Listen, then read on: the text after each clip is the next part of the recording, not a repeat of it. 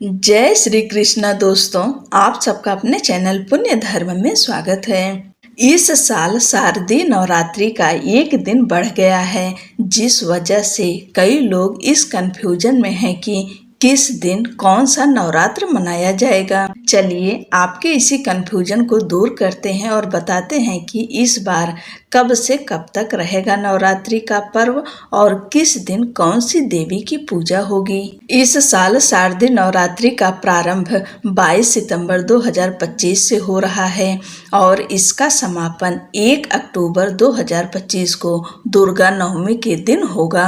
अब ऐसे में सवाल उठता है कि इस साल 9 की जगह 10 दिन नवरात्रि क्यों है। तो आपको बता दें कि इस साल एक ही तिथि 2 दिन पड़ रही है, जिस वजह से ऐसा संयोग बना है। शास्त्रों में नवरात्रि के दिनों में वृद्धि होना अत्यंत शुभ माना जाता है।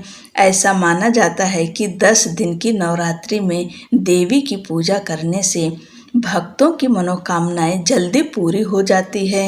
चलिए अब आपको बताते हैं कि किस दिन कौन सा नवरात्र पड़ रहा है। 22 सितंबर 2025 को नवरात्रि का पहला दिन है। इस दिन मां शैलपुत्री की पूजा की जाएगी और घट स्थापना यानी कलश स्थापना भी इसी दिन किया जाएगा। 23 सितंबर को नवरात्रि का दूसरा दिन है और इस दिन मां ब्रह्मचारिणी की पूजा की जाएगी। 24 सितंबर को नवरात्रि का तीसरा दिन है और इस दिन मां चंद्रघंटा की पूजा की जाएगी। 25 सितंबर को नवरात्रि का तीसरा दिन ही माना जाएगा और इस दिन भी मां चंद्रघंटा की ही पूजा की जाएगी, क्योंकि तृतीया तिथि में बढ़ोतरी हुई है। 26 सितंबर को नवरात्रि का चौथा दिन है। इस दिन मां कुष्मांडा की पूजा की जाएगी। 27 सितंबर को नवरात्रि का 5वां दिन है। इस दिन मां स्कंद माता की पूजा की जाएगी। 28 सितंबर को नवरात्रि का छठा दिन है और इस दिन मां कात्यायनी देवी की पूजा की जाएगी। 29 सितंबर को नवरात्रि का 7वां दिन है।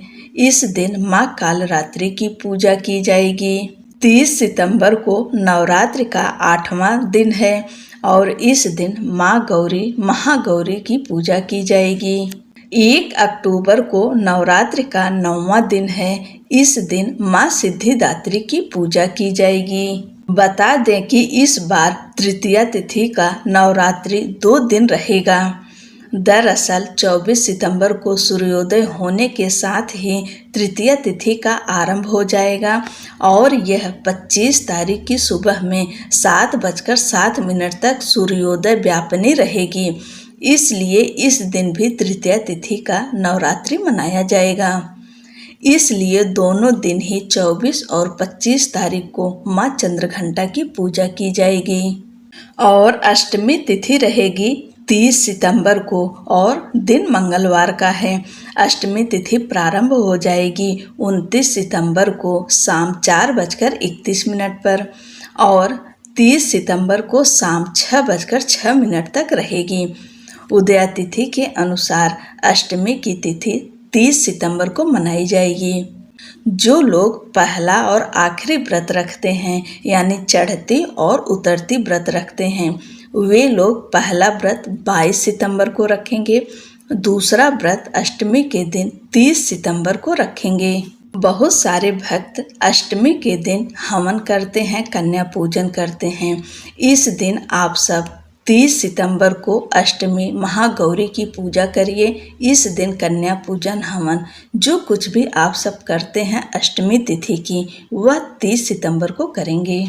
और वहीं महानवमी 1 अक्टूबर को है और दिन बुधवार का है। नवमी तिथि प्रारंभ होगी 30 सितंबर को शाम 6:06 पर और वहीं नवमी तिथि समाप्त होगी 1 अक्टूबर को शाम 7:01 तक। जो लोग 9 दिन का व्रत रखते हैं वह आज 1 अक्टूबर यानी नवमी के दिन हवन, कन्या पूजन सारी चीज आज के दिन करेंगे। बहुत सारे भक्त हवन और कन्या पूजन करने के बाद नवमी के दिन ही अपना व्रत खोल लेते हैं। आपके यहाँ या आपके घर की जो परंपरा हो उसी परंपरा के अनुसार आप व्रत खोलिए। लेकिन जो लोग 9 दिन का व्रत रखते हैं उनको 9 दिन पूर्ण करना चाहिए। उन्हें 10वीं के दिन पारण करना चाहिए। और 2 अक्टूबर को दशहरा है यानी 10वीं तिथि है। इस दिन व्रत खोला जाएगा और कलश विसर्जन किया जाएगा। बहुत जगहों पर बृहस्पतिवार के दिन कलश विसर्जन नहीं किया जाता है। अगर आपके यहाँ ऐसा हो तो आप सारी सामग्री एक जगह रख कर माता से क्षमा प्रार्थना करके आप अपना व्रत खोल सकते हैं। उसके बाद शुक्रवार के दिन आप विसर्जन कर सकते हैं। अब जानिए कि कलश स्थापना का शुभ मुहूर्त क्या है। 22 सितंबर 2025 दिन सोमवार को सुबह 6:09 से लेकर सुबह 8:06 तक यह पहला शुभ मुहूर्त है।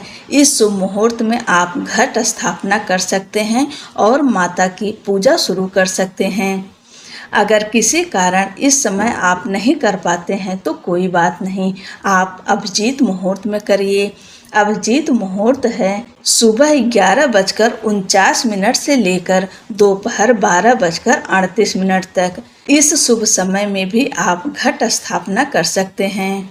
आप सारी तैयारी पहले से कर लीजिए और जब 11:49 हो या 50 हो, इस समय आप अपना घट स्थापना का कार्य शुरू कर सकते हैं। अगर आप खुद से घट स्थापना करते हैं तो इन्हीं शुभ मुहूर्तों में करिएगा।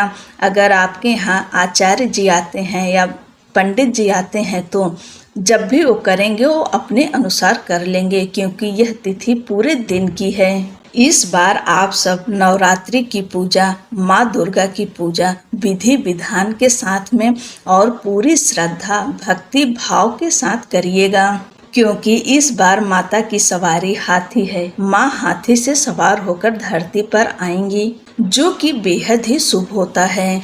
हम मनुष्यों के लिए यह कल्याणकारी है। इसलिए जब माँ 10 दिनों के लिए धरती पर रहेंगी तो उनकी आराधना दिल से करिएगा। माँ हर मनोकामना जरूर पूरा करेंगी। आप सभी को शारदीय नवरात्रि की ढेर सारी शुभकामनाएं। जय माता दी।